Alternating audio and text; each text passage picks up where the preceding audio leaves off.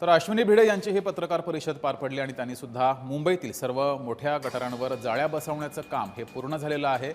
काही गटारांवर जाळ्या बसवण्याचं काम अपूर्ण होतं, ते काम सुरू असताना ही दुर्घटना घडली असं अश्विनी भिडे यांनी पत्रकार परिषदेमध्ये माहिती दिली आहे। मात्र ही दुर्घटना दुर्दैवी आहे असंही अश्विनी भिडे यांनी म्हटलंय।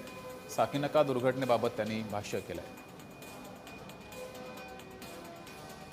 असलम शेख यांचा गटारामध्ये पडून मृत्यू झाला। या दुर्घटनेनंतर महापौर या माध्यमांसमोर आल्या, त्यानंतर आयुक्तांनी सुद्धा पत्रकार परिषद घेतली आणि आयुक्तांनी या संदर्भात माहिती दिली। अधिक माहिती घेऊया, आपले प्रतिनिधी शुभम उमाळे आपल्यासोबत जोडलेले आहेत। शुभम, आयुक्तांची सुद्धा पत्रकार परिषद पार पडली, त्यांनी पत्रकार परिषदेमध्ये नेमकं कोणत्या महत्त्वाच्या मुद्द्यांवर भाष्य केले? साकीनका दुर्घटनेनंतर ही पत्रकार परिषद त्यांची होती।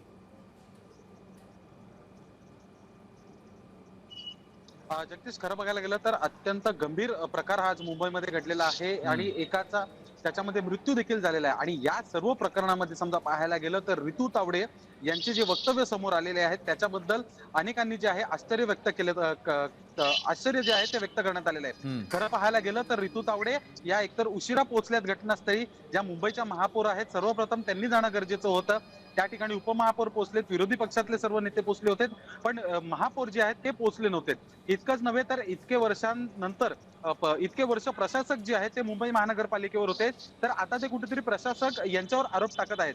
तर निवडणुका होण्यापूर्वी आणि हे मात्र शुभम, ऋतू तावडे, महापौर ऋतू तावडे यांनी ज्या वेळेस ही जबाबदारी आयुक्तांकडे ढकलली त्यावर आयुक्तांनी काय उत्तर दिलंय? अर्थातच या संपूर्ण प्रकरणात कुठेतरी उपमहापौर संजय गाडी यांच्याकडनं सांगण्यात येत आहे, निलंबनाची मागणी करण्यात येत आहे। आणि कुठेतरी ही निलंबनाची मागणी करत असताना ज्यावेळेस ऋतू तावडे यांना प्रश्न विचारला तेव्हा त्यांनी असं सांगितलं की त्यांची पक्षाची वैयक्तिक जी आहे मागणी असू शकते आणि त्यांनी याच्यावर बोलणं टाळलं। इतकंच नाही तर एकीकडे आयुक्तांनी देखील बैठका घेतलेल्या आहेत, बैठकानंतर त्यांनी पत्रकार परिषद देखील घेतली। त्यामुळे या संपूर्ण प्रकरणावर एकमेकांवर चिखलफेक ही होताना दिसून येत आहे। तर मृताच्या घरच्यांना फक्त 10 लाख रुपये जाहीर करून तिथपर्यंतच प्रकरण थांबवण्यात आलेलं आहे का? एकीकडे निलंबन हे अधिकाऱ्यांचं झालेलं आहे, दुसरीकडे 10 लाख रुपये जाहीर केलेले आहेत, पण मात्र हे सर्व प्रकरण थांबेल कधी? आणि जे हे कॉन्ट्रॅक्टर्स आहेत, लाडके कॉन्ट्रॅक्टर्स यांना बोलता येईल, तर या कॉन्ट्रॅक्टर्सला काही आता धडा देणार आहेत का? आणि जे आता उर्वरित कामं आहेत, मॅन्युअल्सची जी उर्वरित प्रलंबित असलेली कामं आहेत, याच्यावर कधी काम होणार हे पाहणं आता महत्त्वाचं असणार आहे। शुभम, तुम्ही असेच जोडलेले रहा।